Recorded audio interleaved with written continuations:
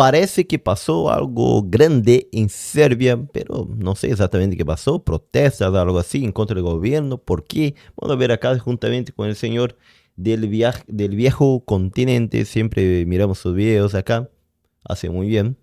No sé su nombre, me gustaría saber el nombre acá del señor del canal. No sé. Muy bien, pero sus videos son muy buenos. Vamos a ver juntamente acá qué está pasando en Serbia entonces. El pasado sábado 15 de marzo hubo protestas masivas en Serbia contra su gobierno y contra su presidente, Aleksandar Vučić. Y es que hubo una concentración difícil de cuantificar, pero se estima que hubo entre 100.000 y 700.000 personas, las cuales son cifras muy considerables, ya que Serbia tiene tan solo algo más de 6,5 millones de habitantes. O sea, estamos hablando de que salió a protestar entre el 1,5 y el 10% de la población. De hecho, las protestas de ayer se han considerado como las más multitudinarias desde el año 2000, cuando cayó el presidente de aquel entonces. Además, durante las protestas hubo eventos destacables, como que no hay partidos políticos involucrados, ni símbolos, ni banderas europeas, por ejemplo, y en cuanto a las autoridades serbias, destacó el bloqueo del transporte público para frenar las protestas y el uso incluso de cañones sónicos, los cuales son ilegales, para dispersar a las masas. Ahora bien, todo esto no ha surgido de la noche a la mañana, evidentemente, porque Serbia lleva ya más de 4 meses con protestas en contra del gobierno y de su presidente, Aleksandar Vučić, pero ¿por qué motivo? O sea, ¿qué está sucediendo en Serbia para que se haya montado tal pifostio? Y lo más importante, ¿podrían estas protestas acabar con el actual gobierno y con el presidente del país? Hoy, en el Si hasta 10% de la población está protestando, es que algo grande está pasando, ¿no? Viejo Continente respondemos a todo esto. Y por cierto, que sepas que ya puedes hacerte miembro del canal para apoyar económicamente este proyecto y a cambio recibirás una serie de ventajas, como ya hacen varias personas, y que sirve para elegir futuros vídeos o incluso verlos antes que el resto. Te dejo más información en los comentarios sobre todo esto y ahora sí, vamos con el vídeo.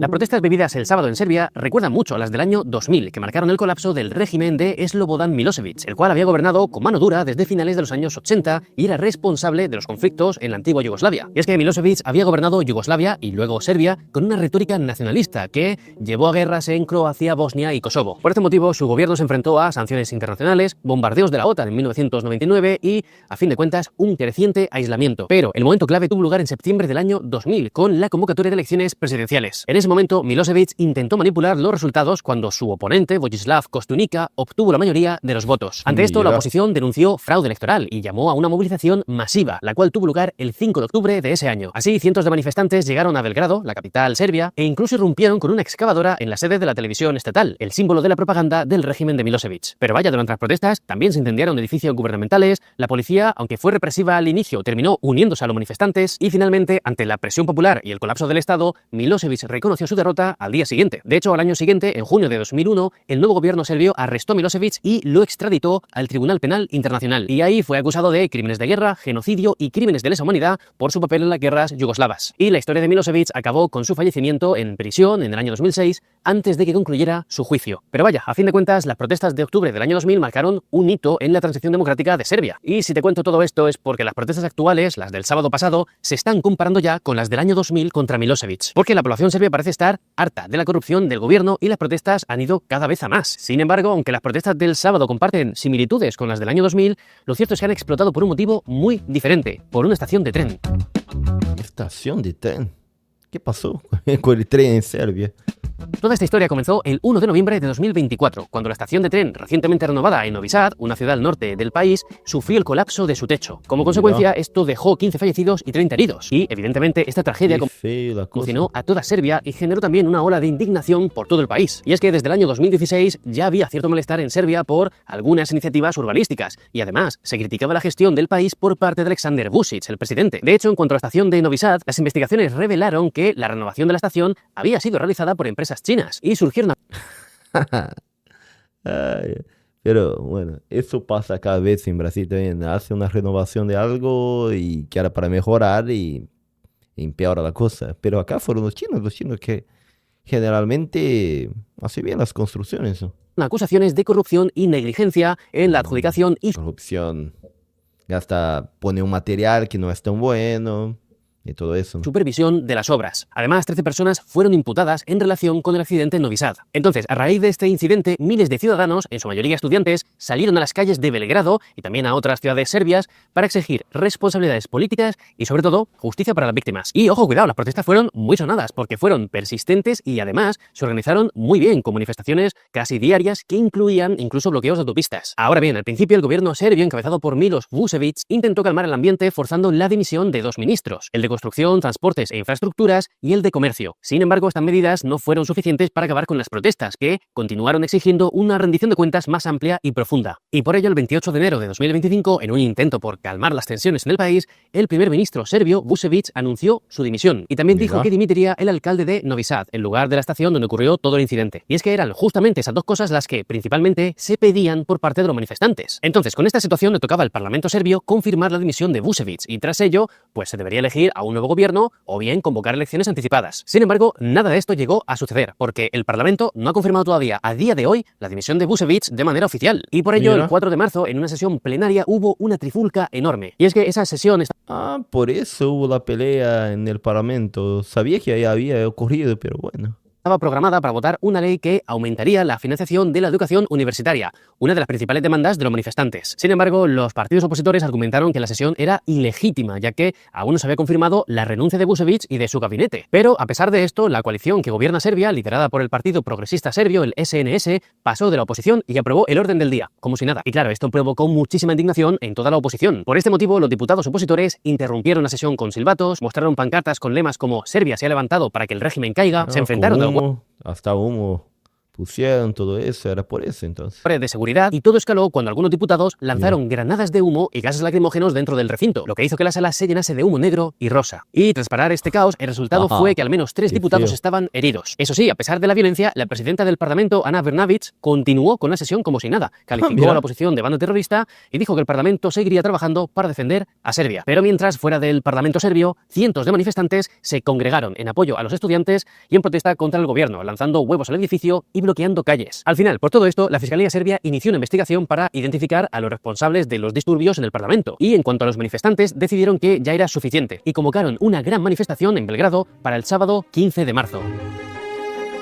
A lo largo del sábado fueron llegando cientos de miles de manifestantes, a pesar de que el gobierno serbio estuvo bloqueando el transporte público hacia la capital, como los autobuses y trenes. Además, el gobierno protegió con tractores algunos edificios gubernamentales y llegó a utilizar cañones sónicos durante un homenaje de 15 minutos de silencio a las víctimas. Y lo que exigen los manifestantes son varias cosas. Para empezar, quieren que se publique toda la documentación sobre la reconstrucción de la estación de trenes en Novi Sad. De hecho, la Fiscalía Europea ya ha dicho que está investigando un posible uso indebido de fondos europeos en esas instalaciones. Más allá de esto, los manifestantes exigen que se identifique y procese a los responsables de agresiones durante las protestas y que, si ocupan cargos públicos, sean destituidos. También piden la retirada de las denuncias penales contra los estudiantes que han sido detenidos y que se suspendan los procedimientos judiciales en su contra. Y por último, exigen un aumento del 20% en los fondos para las universidades públicas, aunque el gobierno dice que ya ha cumplido con esto en recientes reformas legales. Ahora bien, aunque las protestas en Serbia están en su cúspide y seguirán pidiendo estas 4 exigencias, lo cierto es que Aleksandar Vučić, el presidente serbio, sigue teniendo el poder institucional y, ojo, cuidado, parece que el diplomático también. Y es que por el momento ninguna de estas protestas ha conseguido debilitar la figura de Vučić, cuyo partido lleva gobernando desde el año 2012, con él como primer ministro entre 2014 y 2017 y desde ese año hasta día de hoy como presidente. Además, a fin de cuentas, su partido, el SNS, tiene el control de la administración pública en parte por un sistema clientelar. Es decir, al final, un buen porcentaje de la población serbia depende del reparto de salarios públicos, concesiones público-privadas y vínculos con las empresas estatales. Y esto, sumado a que la oposición parlamentaria está muy dividida y poco organizada, hace que Vučić siga siendo casi intocable. Además, en cuanto a sus vínculos con actores importantes,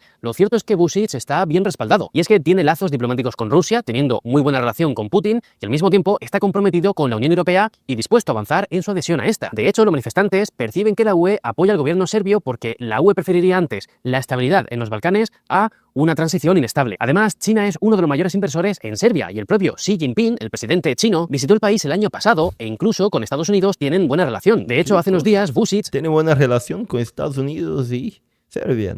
Y bueno, Serbia tiene buena relación con Estados Unidos y China. Ese acá es el hijo mayor de Trump, ¿no? Se reunió con el hijo de Donald Trump en Belgrado, con el fin de mostrar buenas relaciones entre ambas administraciones. Eso sí, aunque esto le está ayudando a Vučić a evitar críticas desde fuera, lo cierto es que estas buenas relaciones le impiden escudarse en que las protestas se están organizando desde el exterior, a pesar de que Vučić ya ha dicho que sucede tal cosa. Y puede que los comentarios más trascendentales para los serbios hayan llegado por parte de Novak Djokovic, el tenista, el cual condenó la violencia usada contra los manifestantes y les apoyó a través de stories en Instagram, con banderas serbias y diciendo que se estaba haciendo historia. Entonces, ante todo esto, Vučić ha prometido cambios en el gobierno y ha buscado el diálogo diálogo con los manifestantes, pero también ha remarcado que su salida del poder solo será posible si lo matan. Por tanto, habrá que seguir estos acontecimientos de cerca, ya que por el momento el gobierno del SNS tiene la mayoría en el Parlamento. Así que ya se verá si las movilizaciones consiguen algún cambio en el país, como un gobierno de transición o elecciones anticipadas, o si por el contrario se acaban diluyendo y esto queda en nada. Y mientras todo esto avanza, quiero que me dejes en comentarios tu opinión sobre todo esto. ¿Crees que al final las protestas acabarán con el gobierno serbio y con el presidente, o que esto terminará en nada? Te leeré en comentarios y, como siempre, si el vídeo te ha sido útil, puedes apoyarlo dándole a like, compartiéndolo y suscribiéndote a este canal. Siempre explica muy bien el señor acá de Viejo Continente. Voy a dejarle un like, suscrito ya soy. También puedes suscribirte a mi canal. Vamos a ver qué dice la gente acá en los comentarios.